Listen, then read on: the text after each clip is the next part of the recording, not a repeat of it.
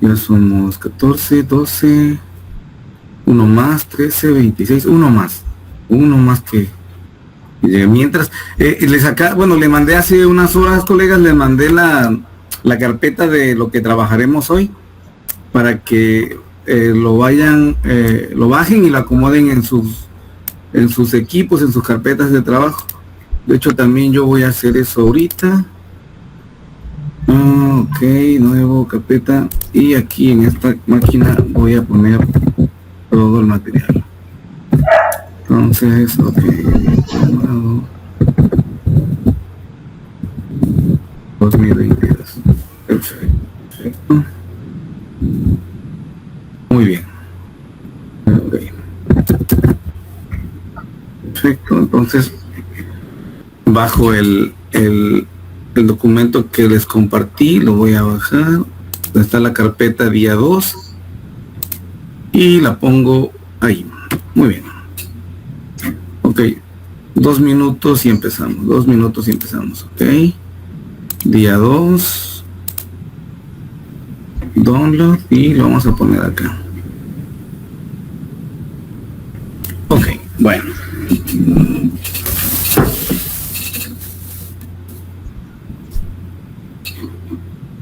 Ok, mostrar en carpeta. Aquí está, y lo voy a poner acá, día 2, perfecto.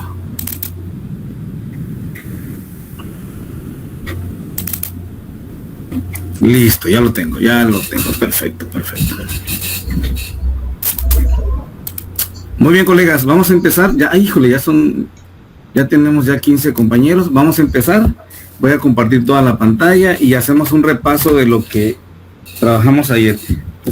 Tengo aquí algunos ejercicios que estuve revisando antes para ilustrar algunas cosas como las que preguntaba el doctor Durbel. Y ahorita vamos a verlo así rápidamente. Bueno, ok. De esa carpeta 2, colegas, si abrimos los documentos, ahí tenemos un PDF con los problemas, una lista de ejercicios que tenemos planeados para hoy. Hoy más tarde voy a mandar la tarea, el trabajo de estos dos temas, este tema. Y no se preocupen, de hecho me preguntaba ahorita un colega, uno de los compañeros, si se tenían que hacer todos. Y no, le digo, tranquilo. Entonces, en un rato, al terminar la sesión, les mandan el WhatsApp cuáles son los que tenemos que hacer, y ya para que vayan acomodándole sus carpetas, que de hecho ya está la carpeta, déjenme se los mando. Ahorita me la mandó el maestro Luis. Ok. Estudiantes, aquí está. Ok. Exacto. Miren, y de hecho, qué bueno que me acordé aquí, porque es necesario, colegas, que tengan una cuenta en Gmail.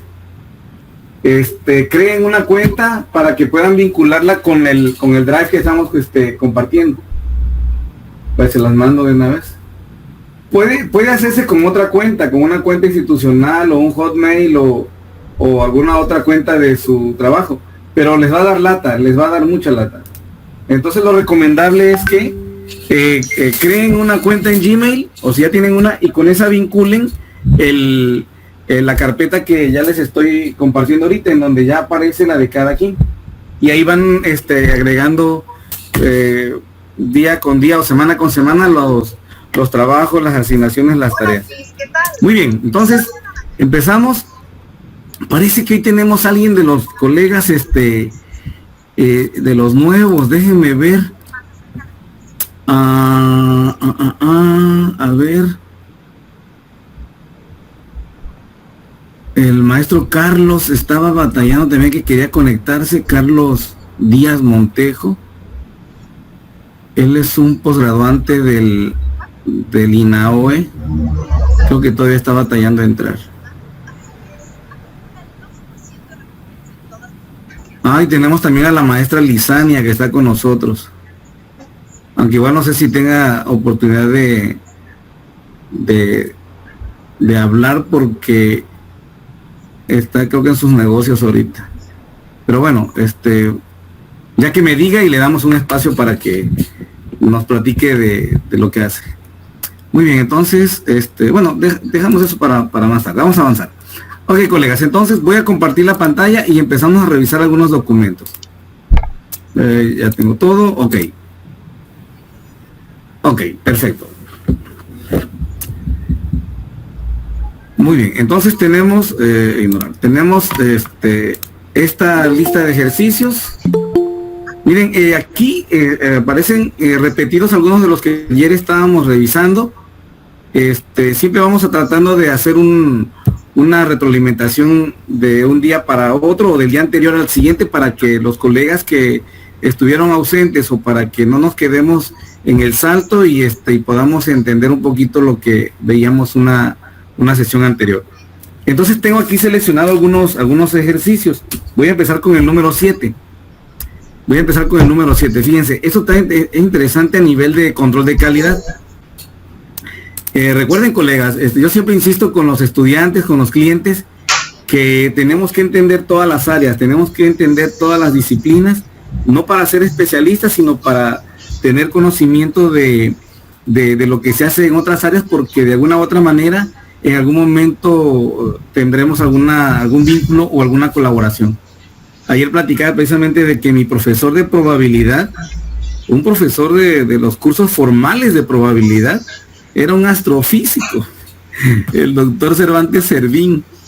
Y se me hacía interesante porque yo decía, un físico, bueno, resulta que este investigador había cultivado mucho la parte de probabilidad por cuestiones de la física en sus desarrollos, en sus proyectos, y se volvió especialista. Entonces, en una oportunidad que hubo en la universidad, él impartió esos cursos y fueron violentos y fantásticos porque era un nivel increíble y alguien que dominaba mucho el área aparentemente ajena a la física, pero finalmente es el mismo conocimiento. Entonces, aquí quiero comentarles un problema interesante que tiene que ver con control de calidad, que tiene que ver con producción, que igual permea todas las áreas, colegas, igual todas las áreas. Déjenme ver, creo que alguien está en la puerta y no le damos acceso, déjenme ver. Porque luego igual necesito darle acceso a algún colega. No, creo que todos están. Okay. Bien, entonces, miren, este es un ejercicio interesante. Habla de llenado de latas, de bebidas. En este caso habla de una maquinaria que llena, que embotella un líquido, Coca-Cola, y que debe estar en el orden de los 340 mililitros. Entonces eso es interesante porque hay que monitorear la maquinaria, hay que monitorear la línea de producción. Hay un muestreo de aceptación de hecho, estos datos que están abajo, fíjense que eso lo voy a anotar, ese sería parte de otro diplomado, la parte de muestreo de aceptación. El muestreo de aceptación es para saber cuántos voy a elegir de cada lote que estoy produciendo. Por ejemplo, si estoy produciendo latas, bebidas, envases, productos en serie, yo puedo establecer un mecanismo de probabilístico para elegir ciertas muestras y de esa manera poder hacer una evaluación de si las especificaciones y las normas se están cumpliendo. Veremos más adelante uno que tiene que ver con contaminación. Entonces, aquí estamos viendo esto, fíjense, pensemos en el valor central, 340 mililitros, en ese valor. Entonces, hay una línea de producción, se está produciendo en este caso en una región, se producen estas latas y lo que se busca es precisamente verificar esto.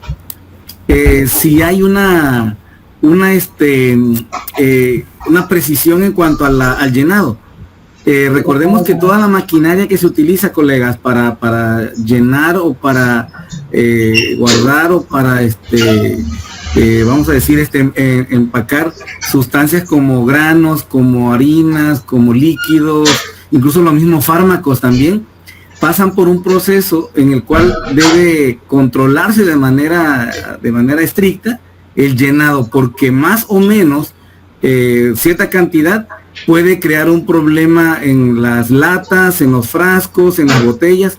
Hay toda una política interesante a nivel de producción en el cual debe mantenerse siempre en un valor central, que siempre sean las 340 unidades o mililitros que se están llenando. Lo mismo pasa en fármacos, lo mismo pasa en yogur, lo mismo pasa en embutidos, en todo ahí tiene que haber un cierto control en cuanto al llenado. Entonces, en este sentido, vamos a ver esta parte. Y miren, precisamente la motivación es esto. Hay una variación que los ingenieros de calidad o los ingenieros de producción en la planta quieren determinar respecto a esa especificación, a esa norma, a ese estándar. Entonces, para ello, fíjense, lo que les decía hace rato, para ello se toma una muestra de 50 botes, 50 recipientes, y observar si se está llenando a ese nivel. Veíamos un ejercicio también de algunos productos que le ponen gas,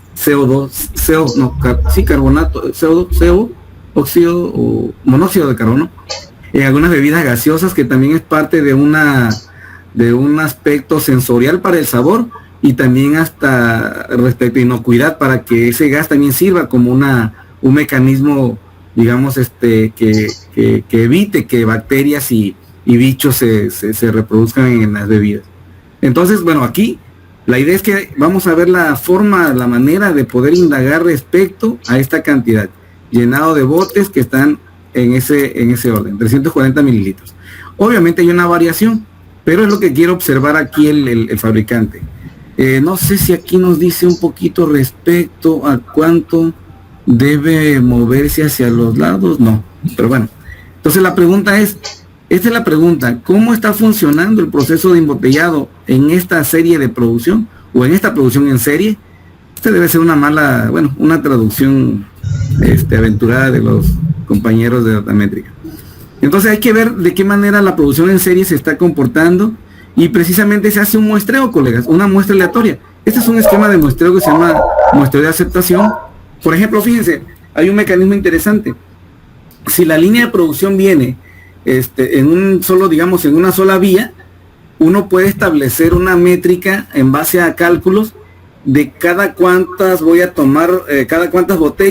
voy a tomar una. O sea, dejo pasar 15 y tomo una, dejo pasar 30, tomo la otra, 30 la otra, 30 la otra. Y este mismo ejercicio se aplica cuando se hacen encuestas, cuando se hacen algún tipo de estudio social, en el cual cuando uno va a investigar, o uno va a hacer alguna entrevista a personas, digamos, en algunas zonas habitacionales o comunidades, uno va usando este sistema, digamos, sistemático se llama. Se elige al azar una casa o una esquina, y uno va contando 1, 2 a la tercera, y de ahí 1, 2 a la tercera, pero del otro lado de la calle, 1, 2, 3 a la tercera, pero del otro lado de la calle, y uno va haciendo un muestreo que se llama sistemático. Cada cierto número de especímenes, de casas, incluso de personas, entrevistarlas o medirlas.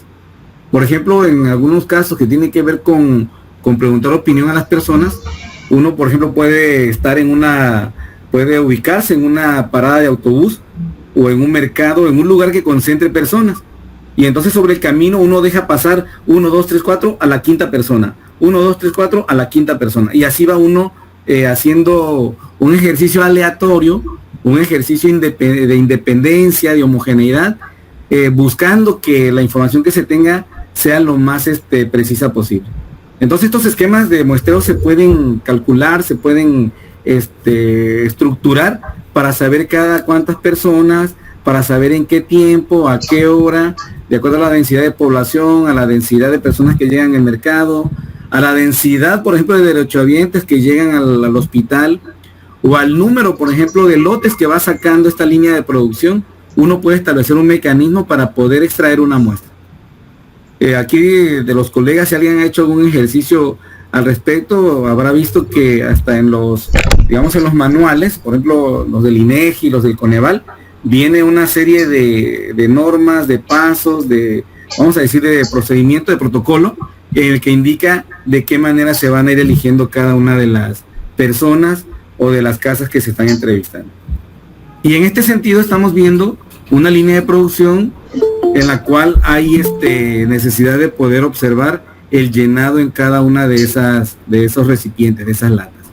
Son 50. Yo me imagino, fíjense, colegas, yo luego le digo a los estudiantes, ustedes imagínense que están ahí en la planta, un poquito de imaginación, que están ahí en la planta y ven la línea de producción cómo van saliendo y cómo de alguna manera van estableciendo algún mecanismo para que de acuerdo al día de la semana, al turno del día, al tipo de, digamos, de maquinaria que se está trabajando, poder establecer cuántas voy a tomar y dando espacio a, digamos, a dejar pasar varias y tomar una, y luego el mismo número y luego la otra.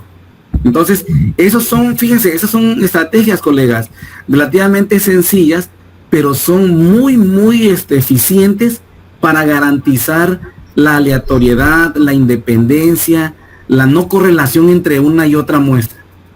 Si por ejemplo yo estoy en una parada de autobús y quiero entrevistar personas sobre algún problema, alguna cuestión de políticas públicas o hasta de salud también, o alguna situación que tenga que ver con educación, yo tengo que establecer una estrategia para que las personas que vaya entrevistando no tengan nada que ver una con otra. Y un mecanismo puede ser contar, por ejemplo, desde la primera que yo estoy entrevistando, dejar pasar 5, 7 y a la siguiente. O lo hago con el tiempo, por ejemplo, marco mi reloj y cuando me diga 5 minutos, elijo a la persona que viene caminando. Y dejo pasar otros 5 minutos y a la persona que viene caminando. Entonces, son algunas estrategias que tienen que implementarse para garantizar esto precisamente, que sea aleatorio,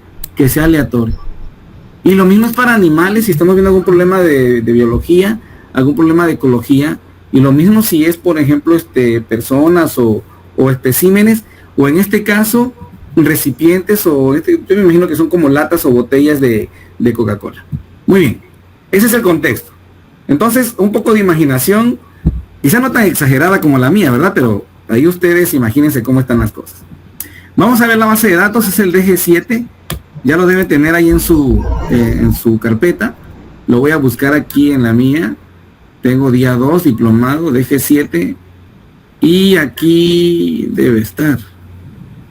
Es que ya aquí me puso el maestro Luis los que siguen del siguiente tema. Tenemos que avanzar, colegas. Aquí ya el maestro Luis me está trayendo en friega que si estamos avanzando o no estamos avanzando. Ok, entonces ya aquí aparecen algunos otros ejercicios también. DG7, aquí está. Vamos a verlo. Como les decía ayer, no necesitan abrir el software y pedirle que busque un archivo y que lo va a trabajar, sino van hacia la carpeta donde están y desde ahí nada más le dan doble clic. Y ahí está la base de datos, vamos a verlo. Miren, son estos, a ver, déjenme ver si me están viendo, déjenme ver. Voy a conectarme también acá para que puedan, para que yo también pueda ver si estoy conectado. No hace que igual unirme, ok.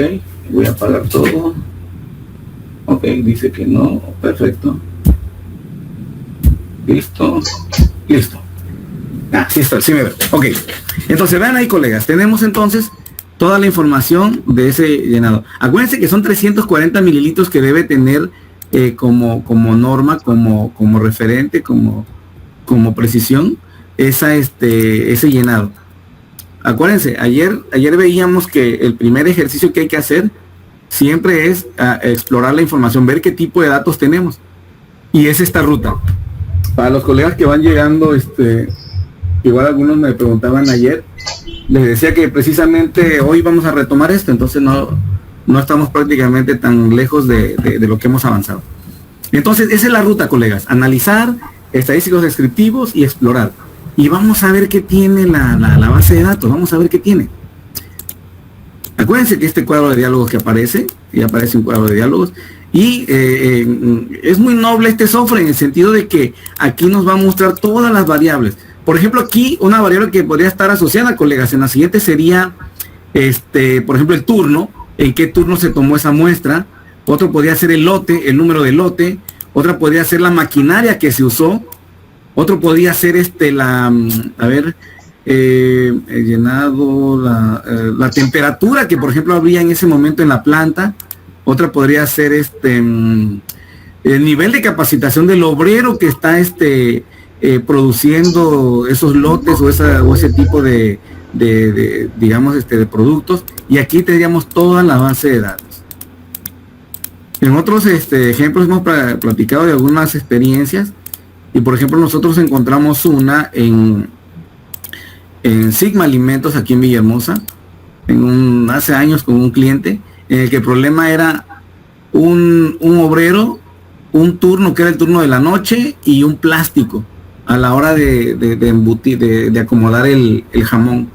Sigma Alimentos le maquila a todas las empresas estas que fabrican embutidos, a Food, a Kir, a Swam, a todos. Entonces a Sigma Alimentos en Villahermosa, en Ciudad Industrial, le llega todo a granel, y ellos ahí tienen máquinas y tienen como embutidoras donde van haciendo todos los todos los paquetes. Entonces ahí había una situación interesante, que se rompía el vacío en algún momento, y entonces empezaban a haber problemas de bacterias, problemas de algún tipo de que se rompía el plástico, y ese era un problema importante que había que atender. Entonces, precisamente eso es gracias a estar monitoreando la producción y tener todos estos datos. Entonces, por ejemplo, esta puede ser la información de un día, o puede ser la información de un turno, o la información de una máquina, o la información de una, digamos, de un pedido, de un lote grande que nos esté pidiendo algún cliente. Entonces, recuerden, vamos a ver entonces aquí todas las variables, y en particular pues tenemos esta que es el tamaño del envase, aunque esta debería llamarse el llenado. Aquí debería ser llenado. Vamos a poner llenado. ¿Cuánto fue lo que llenó? No lo voy a poner ahí para que... Exacto, llenado. Y acuérdense que debe ser 340 mililitros. Vamos a ver, analizamos, exploramos la información, y recuerden, en lista de dependientes siempre estará la variable que nos interese. Ahí. Les decía ayer que en esta de factores pudiéramos acomodar, por ejemplo, los turnos. Por ejemplo, aquí sería el llenado, y aquí estaría asociado a qué turno le corresponde, al primer turno, el de la mañana, en la tarde, o al obrero 1, 2, 3, o a la máquina 45, 43. Aquí estaría toda la información, y yo pudiera establecer otro mecanismo más refinado para poder observar ya cada ente, cada uno de los elementos que están participando en esa cadena de producción, y poder aquí observar cada uno. Yo pudiera aquí tener el turno, el día, la planta, la planta, si estamos hablando de Villahermosa, Yucatán, bueno, Mérida o Quintana Roo, tendríamos aquí las distintas para poder observar cada uno. En este caso solamente es una, la mandamos para allá, y los estadísticos descriptivos, que son los que vamos a empezar a explorar, se asocian a los valores atípicos y a los percentiles. Muy bien. Ok. Entonces, ayer platicamos sobre los valores atípicos, sobre los valores extremos, los percentiles, y eso nos da un primer acercamiento importantísimo, porque podemos ver la calidad de los datos. Recuerden, colegas, la calidad de los datos, el origen de los datos, el buen comportamiento de los datos es lo esencial. Si nuestros datos son dudosos, no tenemos idea de cómo se colectaron, o si presentan algunos problemas a nivel de constitución como base de datos, no vamos a poder hacer un buen análisis. Y aunque tengamos estrategia como lo que hacen aquí los colegas de cómputo, finalmente vamos a llegar al punto en donde hay que hacer algún ejercicio para poder darle calidad a esa base de datos. Entonces, los estadísticos, los valores atípicos y los percentiles, y en los gráficos, recuerden que estamos preocupados por la normalidad.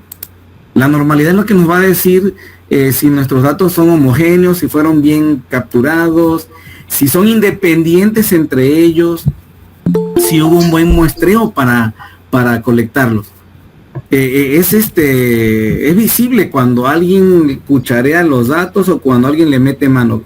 Créanme que uno puede observar desde aquí si los datos vienen sesgados, si los datos vienen truqueados, si el técnico que mandamos a hacer la encuesta o las entrevistas lo hizo a mano nada más ahí en su casa para no salir a campo, ahí va a salir todo eso. Uno puede rastrear, digamos, algunos comportamientos, algunos patrones, y uno se puede dar cuenta si la información es realmente fidedigna, realmente independiente, aleatoria, o si alguien le metió mano. Entonces, desde aquí empieza ese tipo de análisis.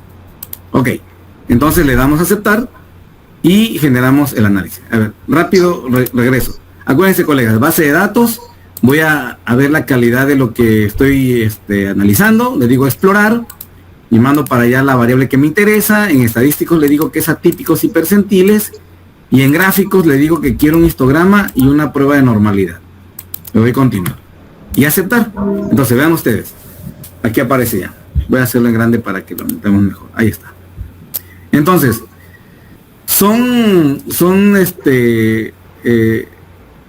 para los colegas que quieran programar, aquí están algunos, una especie de pseudocódigo de lo que está haciendo el software. Miren, entonces, primero observamos la base de datos. Son 50 registros, dice que son válidos, que no tenemos ningún perdido, no hay ningún valor que presente alguna disconformidad, una letra, un punto, un cero, un hueco, aquí saldría reflejado. Entonces los 50 especímenes que analizamos, aquí están y todos están bien capturados. Este es a nivel nada más de captura, a nivel de estructura de base de datos. Bueno, viene la parte ya analítica para ir analizando parte por parte. Entonces miren, aquí en la parte de descriptivos, colegas, noten ustedes que ya tenemos un valor promedio. Miren, la media de todas esas lecturas, de todas esas mediciones, nos está arrojando un valor de 340.11.118. Muy cercano al valor central, y eso está bien. Quiere decir que el llenado, la precisión de las máquinas embotelladoras están siendo muy precisas. Claro, pero ese es en cuanto a su valor central. Ahora hay que ver hacia los lados qué tanto se está dispersando o qué tanto se está sesgando, si fuera el caso. Podemos tener dos jorobas y aparentemente la media dice que todo va muy bien. Eso también es una situación interesante, colegas. Y vamos a ver todo un ejemplo de eso. Nosotros podemos tener un análisis donde diga que la media es un valor central donde todo se cumple muy bien, pero resulta que tenemos sesgo para acá y sesgo para allá. Entonces, eso lo veríamos a través de una prueba y de la observación gráfica. Entonces, tenemos aquí un primer acercamiento hacia el promedio, es 340, acuérdense que ese es nuestro estándar, y aparentemente todo está muy bien. Pero también tenemos esto, miren, colegas, tenemos estos valores máximos y mínimos. Y es impresionante, ven ustedes que no se alejan mucho, 339 mililitros y 341 mililitros. Prácticamente está centrado este proceso, es un proceso muy centrado. Y ya tenemos también un intervalo de confianza. Mire, este intervalo de confianza que lo veíamos ayer, ya aparece con un nivel de confiabilidad del 95% y puede advertirnos en términos de muestra cuál es las dimensiones en cuanto a una probabilidad. O sea, yo puedo decir una estimación, puedo decir que con el 95% de confianza, es más, aquí lo escribo para que quede grabado, lo voy a escribir aquí abajo. Me voy a hacer un cuadrito nada más para que aquí veamos y lo voy a poner. Con el 95% de confianza o de confiabilidad, como lo quieran poner, confiabilidad, se asevera que esta muestra aleatoria de botellas conteniendo Coca-Cola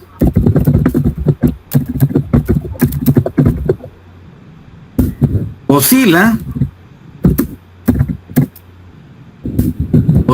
entre los valores de, y aquí lo pongo, de 339.999, casi 4, sí, 340 y 340. Ese sería un primer reporte que yo, un primer digamos informe, un primer hallazgo que tendría de mi información. O sea, con el 95% de confiabilidad o de confianza, yo puedo aseverar que esta muestra aleatoria de botellas conteniendo Coca-Cola oscila entre los valores de 339.999 y 340.237. Ese sería mi primer hallazgo. Igual puedo aquí hablar algunas cosas que tengan que ver con su promedio. Además, aquí lo voy a poner. Promediando 340 18 mililitros como valor central de la producción que se analiza. Perfecto. Entonces ya tengo aquí mi primer, me lo voy a poner en negrito para que cuando tengan el video lo puedan ver mejor. Ahí está. Ya está. Entonces tendría yo aquí mi primera, mi primer hallazgo. Yo ya encuentro un intervalo de confianza del 95%, en donde toda esa muestra, que puede ser de un día, de un turno, de una planta, de un lote, tiene esas características. Promedia 340.118, quiere decir que sí anda en un buen orden, porque la referencia es 340, y su intervalo de confianza, fíjense cómo es muy cerrado, colegas, 339.99 y 340.237, quiere decir que está muy calibrada, muy bien, es muy bien precisa la maquinaria, y eso habla muy bien para este caso. Este sería el hallazgo, o sería, digamos, la primera, los primeros reportes. Si ustedes estuvieran trabajando, imagínense que son gerentes de producción o son jefes de área en la parte de la línea de producción, aquí estarían emitiendo, por ejemplo, el primer reporte de la semana o el turno fulanito, en donde ustedes están diciendo que lo que pasó en su turno o lo que pasó con su personal o en el día, todo estuvo en orden. Y ya con eso uno se lava las manos y hay broncas después, como en las bitácoras. Ya uno ya sabe qué pasó en el tiempo que estuvo uno trabajando o uno estuvo siendo responsable de esa área. Entonces ya aquí tengo mi primer hallazgo reportado. La producción está calibrada eficientemente, alrededor de 340 mililitros, y se oscila en valores muy cerrados, 339 y 340.237. Entonces desde ahí ya yo hablo que para ese turno, esa máquina, ese día, la producción ha sido muy buena. Claro, detrás está, como decían ayer también los colegas, detrás está el esquema de muestreo, que también hay que meterle un poquito de atención para saber cómo voy a encontrar cómo voy a elegir cada una de las botellas que voy a analizar. Y uno saca unas cuentas, por ejemplo, si al día o en el turno que estoy analizando se generan, vamos a suponer, 1000 botellas, pensemos en 1000 botellas, entonces yo hago un cálculo con probabilidades para poder elegir una muestra. ¿Cuántas voy a obtener? Pueden ser unas, como ¿no? 50 o 40. De hecho más, pueden ser 10,000 y puedo elegir 100 o 90, pero a través de un muestreo que me va a dar, digamos, una cobertura de toda la producción del día. Entonces yo voy a hacer una especie de estrategia para que desde la primera hora hasta la última hora del turno, yo esté tomando muestras en un rango o en un intervalo de tiempo o de distancia o de, digamos, o de unidades para poder sacar mi muestra, que sea representativa, que tenga la cobertura y la confiabilidad de que ha sido aleatoria. Si tenemos aquí colegas del área de biología o de contaminación o ecología, verán que cuando se hacen muestreos también hay que generar un mecanismo en el cual se tomen, por ejemplo, muestras de la zona afectada donde voy a tomar, digamos, algún tipo de lectura. También dependiendo de la orografía o de la forma que tiene el lugar, atendiendo si hay algún tipo de inclinación o un tipo de orografía que pueda sesgar los resultados. Entonces uno tiene que preparar eso. Ese sería otro tipo de muestreo, a lo mejor un muestreo estratificado o por conglomerado. Pero aquí, por ejemplo, en este caso, yo imagino que fue un muestreo sistemático, aleatorizando a través de un mecanismo de elegir una botella cada cierto tiempo, cada cierta distancia o cada cierto intervalo. Muy bien, muy bien. ¿Todo bien hasta aquí, colegas? ¿Todo bien? ¿Todo bien? Bueno, cualquier detalle me dicen y me detengo. Vamos a seguir avanzando. Miren, en la parte de percentiles igual, sigo observando al respecto, el 5% de esa producción. De hecho, ya puedo generalizar, colegas. Como tomé una muestra aleatoria, bien definida, bien estructurada a nivel de protocolo para extraer cada una de las botellas, ya yo puedo hablar en nombre de toda la población. Yo puedo decir, en el turno en el que yo estoy, dirigiendo, yo puedo ya aseverar con esa muestra que el 5% se está llenando hasta un valor de 339. Del 10%, 339,600, y así me voy con cada uno de ellos. Y yo puedo con esto garantizar que el 50% de mi producción, el 75% de mi producción, el 90% de la producción está cumpliendo con los estándares en virtud del valor que voy observando. De esa manera yo puedo tener ya una referencia para poder reportar. De hecho, voy a escribir aquí también, voy a escribir un poquito. Aquí voy a escribir. Con la muestra analizada,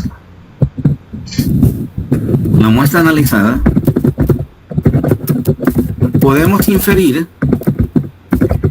que la población, que vamos a suponer que toda la línea de producción, voy a pensar que es un turno, que toda la línea de producción en este turno, en el turno fulanito, vamos a poner que es un turno vespertino, a mí me gusta la tarde, el turno vespertino, se ha comportado de manera eficiente en cuanto al llenado de las botellas. Ok. De esta manera, a ver, de aquí se deriva, o más bien de la tabla anterior se deriva, de la tabla de percentiles, que es de la que voy a hablar. De la tabla de percentiles,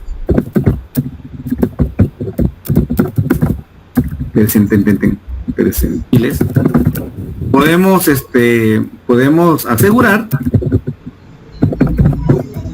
voy a hablar de los percentiles más importantes. Podemos asegurar que el 25% de la producción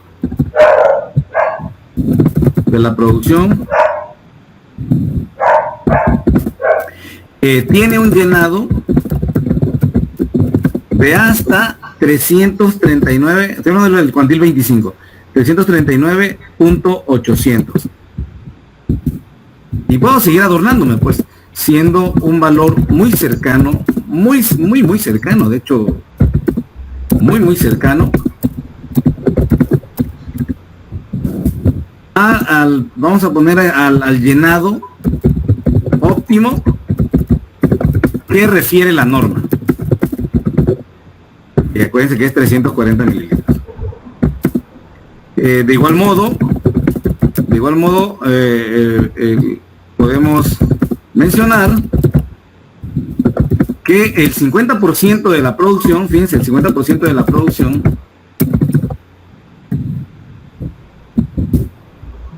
cumple puntualmente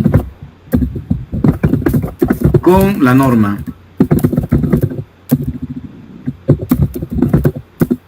Ya que su valor referente, vamos a ver su valor, vamos a suponer su valor de medición, ronda los 340.150 mililitros, muy cercano. Y de igual modo,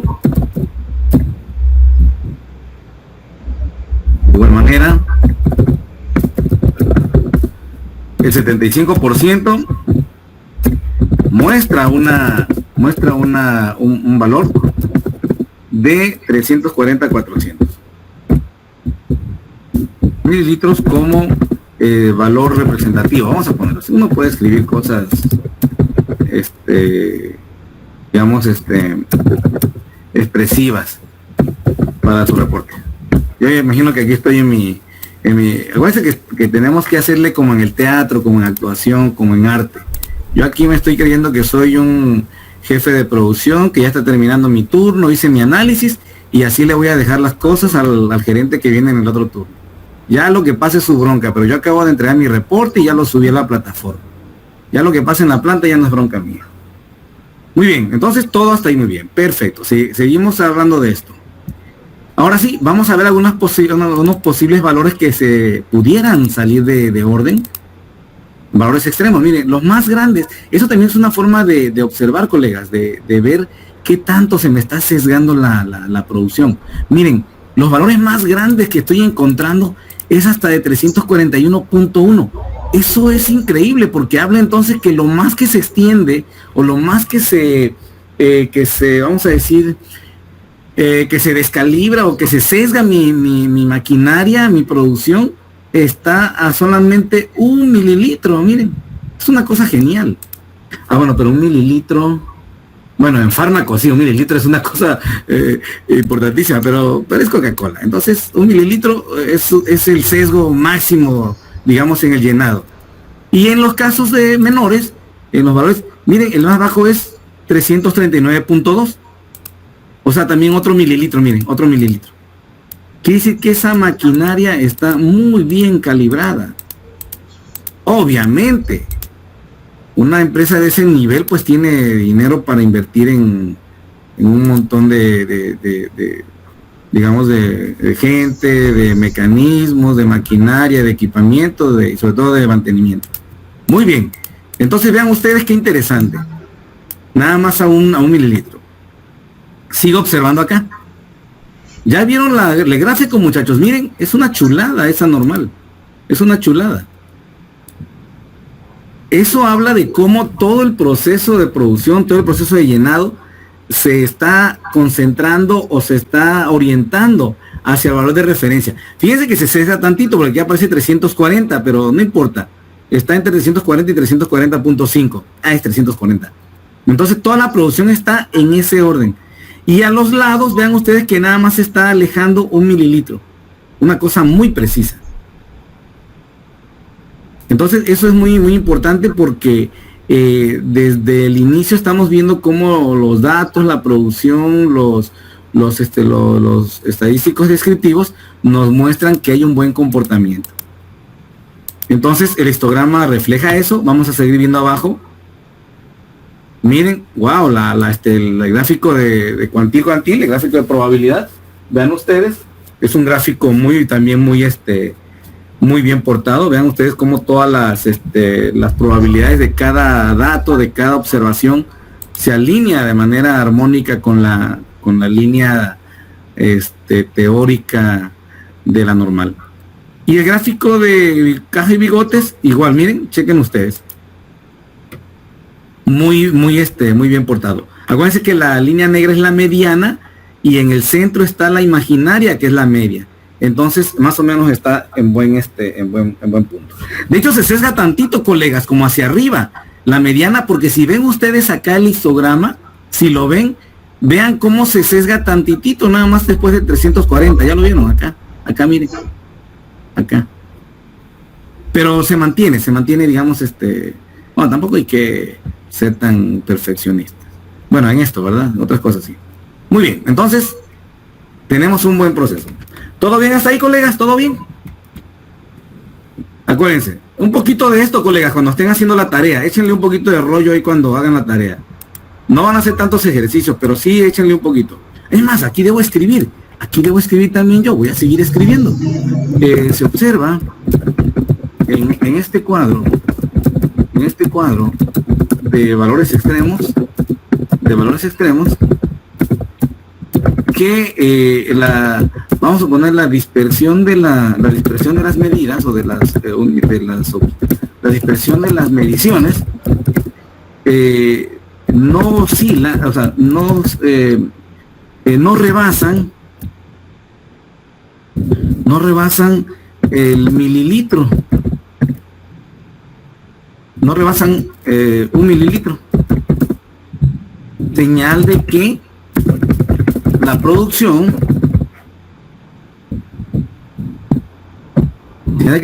ofrece muy buenos parámetros en cuanto al llenado. Y remarquemos eso, en cuanto al llenado óptimo o ideal, que es de 340 mililitros. Perfecto. Muy bien. Entonces ya, igual aquí sigo platicando, aquí puedo poner, por ejemplo, a ver, es desde acá. Ahorita está, ojo, ya en unos 10 minutos vamos a empezar con las pruebas analíticas, porque ahí debe haber gente que se está aburriendo. Ahorita me meto para allá y ya para que estén atentos. Aquí, por ejemplo, puede decir el histograma, sigo choreando aquí, el histograma muestra una distribución gaussiana o normal. Gaussiana una distribución gaussiana para esta información, para estos datos, o para esta muestra.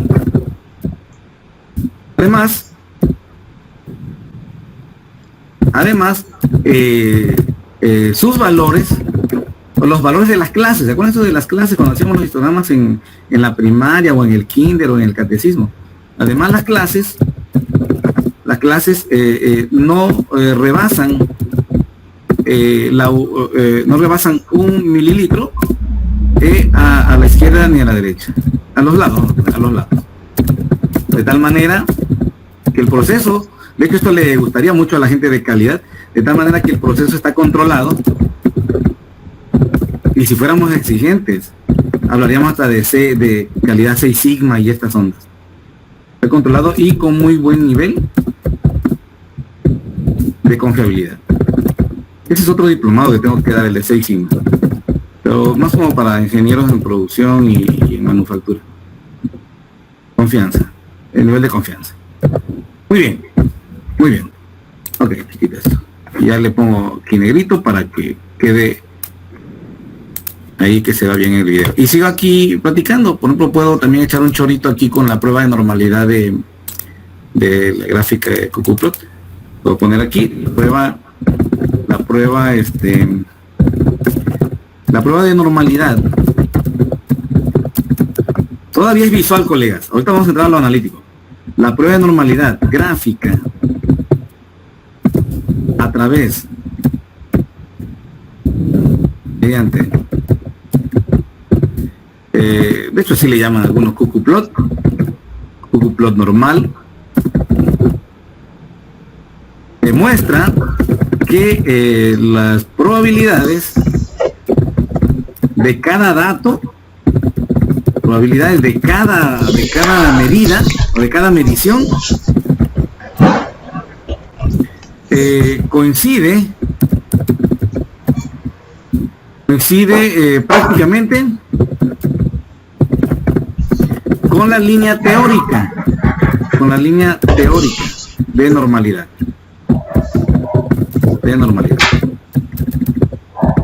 Por lo tanto, podemos aseverar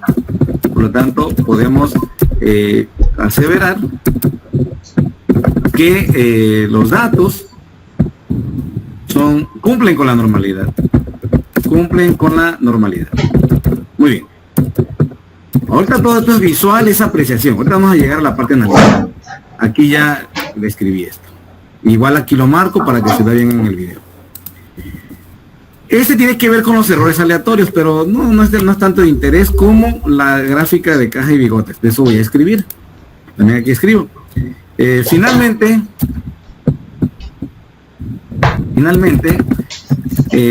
con un gráfico, este se llama boxplot, con un gráfico boxplot,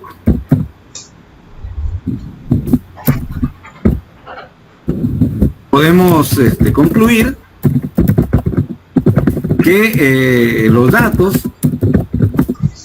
tienen una homogeneidad, así le llaman algunos en cuanto a que están concentrados, están importados, tienen la homogeneidad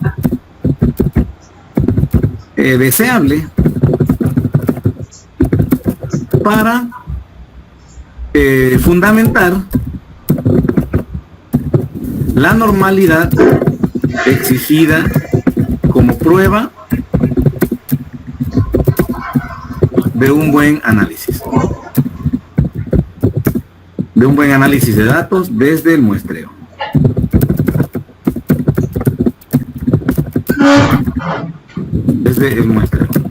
Muy bien.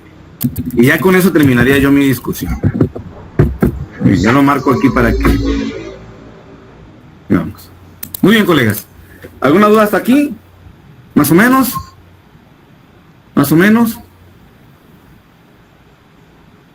Claro que vamos a encontrar cosas no siempre tan agradables. Pero en este momento es bueno ver que los datos se comportan muy bien. Perfecto. Un comentario, doctor. Adelante. Hasta aquí solamente estamos mostrando o estamos comprobando que nuestros datos se pueden trabajar mediante la normal, que se comportan de manera normal. Exactamente. De hecho, el primer paso, colegas, como bien lo dice el maestro Wilber, el primer paso es que nuestros datos cumplan con la propiedad de la normalidad para poder meterle toda la metodología que vamos a aprender. Meterle regresión, ANOVA, diseño de experimentos, comparación de dos poblaciones con una prueba T, con una prueba Z, con una prueba de, digamos, de comparación múltiple. Es el primer insumo, digamos, la primera condición es que mis datos sean normales. Esa es mi primera condición. Ahora, bien, ayer comentaba el doctor Durbel, cuando no tengamos la normalidad, hay alternativas. No se preocupen por eso. Hay alternativas también. Podemos usar una transformación, que de hecho la vamos a ver al ratito.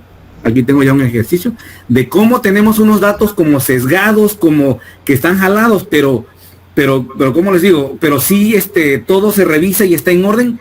Entonces, ¿qué pasa? Que algún tipo de mecanismo natural de la información del fenómeno hace que tengamos eso. Por ejemplo, en finanzas no existe tanto la normalidad para cuestiones de inversión, cuestiones de portafolios de inversión, de tasas de interés, no existe, o de gasto o de inversión, no existe tanto la normalidad. ¿Por qué? Porque se carga en una parte donde es menos dinero, menos inversión, y las inversiones grandes son poquitas, suficientes pero poquitas. Entonces hay un efecto como de sesgo. Entonces ya eso nos da una idea que en finanzas, las cuestiones que tienen que ver con carteras, con portafolios, con intereses, con inversión, no van a comportarse de manera normal. Ahora, yo quiero aprovechar esta metodología. ¿Qué tengo que hacer? Voy a transformar esos datos. Yo puedo aplicar una función logaritmo, puedo aplicar una función cuadrada o una función raíz cuadrada. O sea, como que a los datos los transformo, los convierto en logaritmos, los convierto en raíces cuadradas, los convierto en recíprocos, y luego resulta que ya encuentro la normalidad. Y excelente, porque sigo avanzando con mi análisis y ya cuando termine, regreso otra vez. Si le apliqué el logaritmo, a todo lo que yo encuentre de resultados, ahora le aplico exponencial, que es la función inversa. Y regresan ya mis unidades con las que yo empecé. Entonces, ahorita vamos a ver un ejercicio de eso, de cómo la normalidad también puede ayudarnos en una situación en la que los datos vengan sesgados o vengan de alguna manera muy dispersos. Muy bien, muy bien. ¿Alguna otra duda? ¿Algún otro comentario? De hecho, fíjense, en contaminación, colegas, de hecho yo me volví experto en la log normal.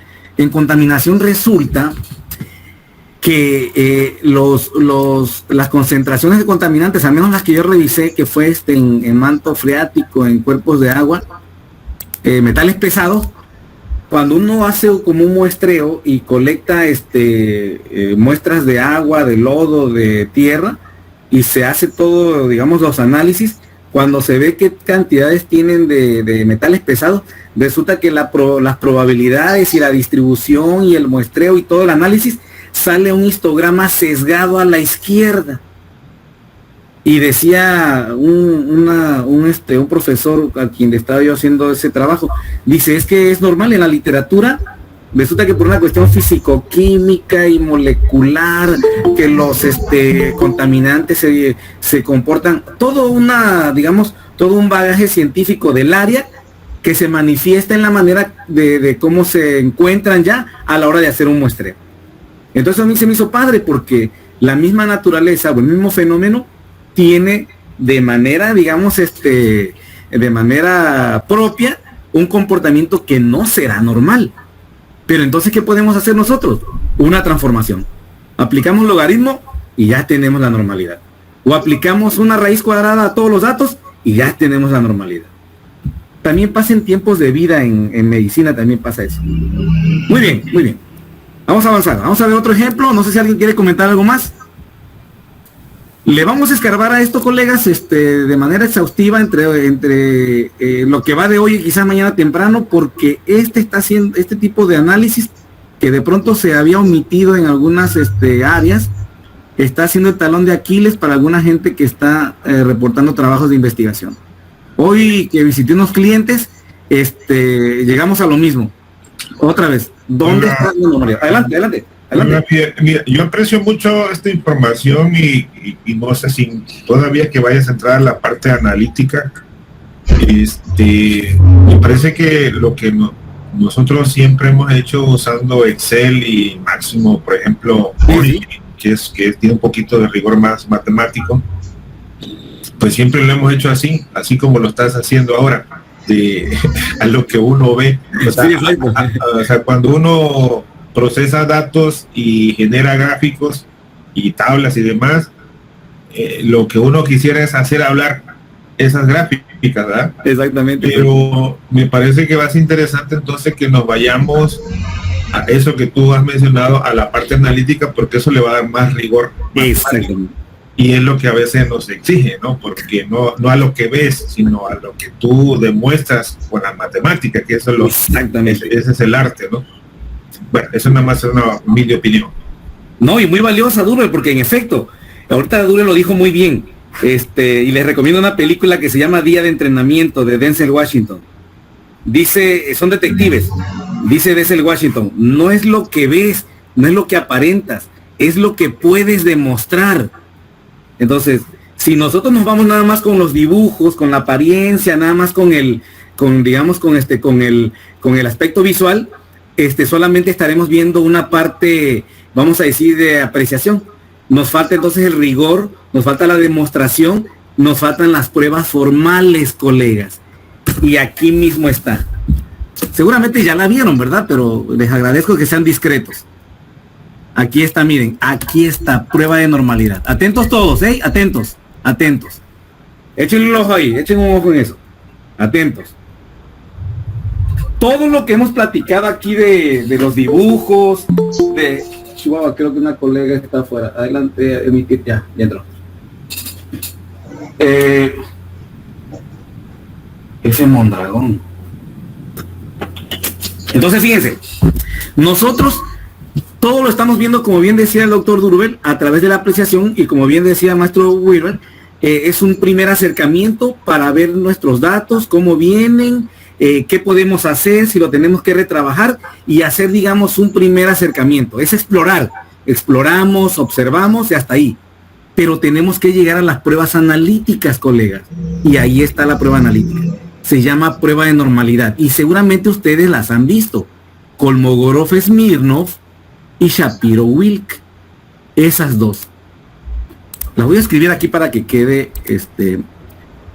lo voy a escribir aquí. Voy a poner un apartadito porque todo lo que vimos ahorita con los dibujos, con el gráfico de caja y bigotes, con la línea de cómo las gotitas y las probabilidades se acercan a la teórica, todo eso lo va a decir nada más un valor, un p-valor, que seguramente ustedes habrán leído en artículos. P-valor. El p-valor es lo que resume todo. Entonces aquí voy a escribir un apartadito para que quede también grabado de cómo proceder ya con las pruebas analíticas. Yo le decía a unos clientes hace poco que me contrataron para un congreso que iban a presentar algo importante.